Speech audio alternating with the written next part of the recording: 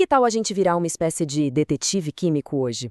Com base num guia clássico da área, o Identificação Espectrométrico de Compostos Orgânicos, vamos desvendar como a ciência consegue descobrir a identidade de uma substância totalmente misteriosa. Pensa na seguinte cena. Um químico recebe um frasquinho com um composto que ninguém sabe o que é. A missão? Descobrir a identidade secreta daquela substância. É exatamente esse o desafio que a gente vai decifrar aqui. Então, vamos lá. Bora mergulhar de cabeça e preparar o cenário para essa nossa investigação. E olha, isso aqui não é só um exercício de laboratório, não. Resolver esses mistérios tem um impacto gigantesco no mundo real. Pensa só, desde analisar uma fibra encontrada numa cena de crime, ou até mesmo desenvolver um remédio que pode salvar vidas, no fundo tudo começa com aquela pergunta bem básica. Afinal, o que é isso? Para resolver esse caso, claro, nosso detetive químico precisa de um kit de ferramentas. E não é qualquer um. São equipamentos de altíssima tecnologia. A ideia por trás da espectrometria é genial. Cada ferramenta, de um jeito bem particular, vai interagir com a molécula e arrancar dela uma pista específica. É como se a gente colocasse a molécula numa sala de interrogatório para ela confessar todos os seus segredos. O material que a gente está usando como base fala de várias técnicas. Tem a espectrometria de massas, a de infravermelho e também a ressonância magnética nuclear, que é tão avançada que praticamente desenha um mapa 3D da molécula. Cada uma delas dá uma peça diferente do quebra-cabeça. Mas, para a gente entender bem o processo, vamos focar nas duas primeiras.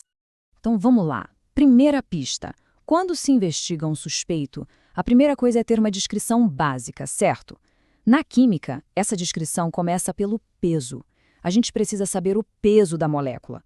E a ferramenta para isso é essa aqui, o espectrometro de massas. Essa máquina foi projetada para fazer uma única coisa, mas faz isso com uma precisão absurda: pesar moléculas. É tipo a nossa balança molecular. Tentando simplificar bastante, a máquina primeiro dá uma carga elétrica nas moléculas, transformando elas em íons. Depois, um campo magnético entra em ação e desvia essas moléculas. Imagina um vento forte soprando uma bolinha de isopor e uma bola de boliche. A de isopor, mais leve, vai voar longe. A de boliche, mais pesada, mal sai do lugar. É esse desvio diferente que permite separar cada molécula pelo peso e, no fim, medir com exatidão.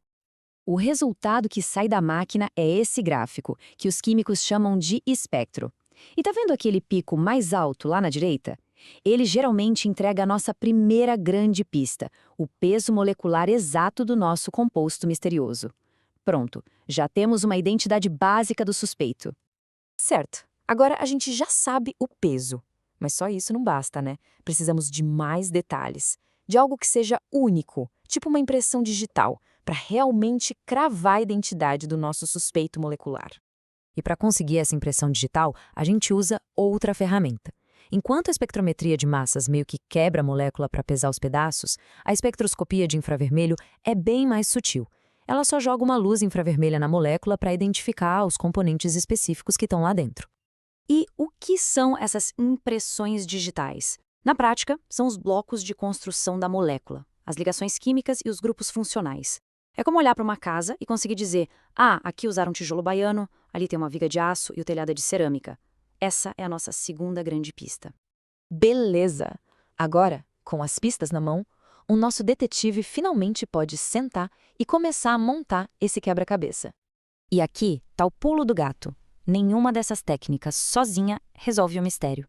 Uma nos dá o peso total, a outra nos mostra as peças do quebra-cabeça. A mágica acontece quando a gente junta as duas informações. A solução está na combinação das evidências.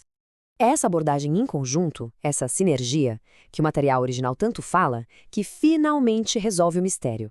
Quando se combina o peso total da casa, com a lista completa dos tijolos que a compõem, a estrutura completa da molécula desconhecida finalmente se revela.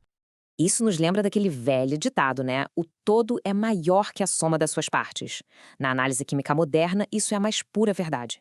Pedaços de dados que, sozinhos não dizem muito, se transformam numa imagem completa e clara. Isso faz a gente pensar, com ferramentas tão poderosas, capazes de desvendar o que é invisível, quais serão os próximos mistérios que a gente vai resolver. Da composição de planetas distantes às complexas moléculas que regem a vida, esse trabalho de detetive é fundamental para a nossa compreensão do mundo.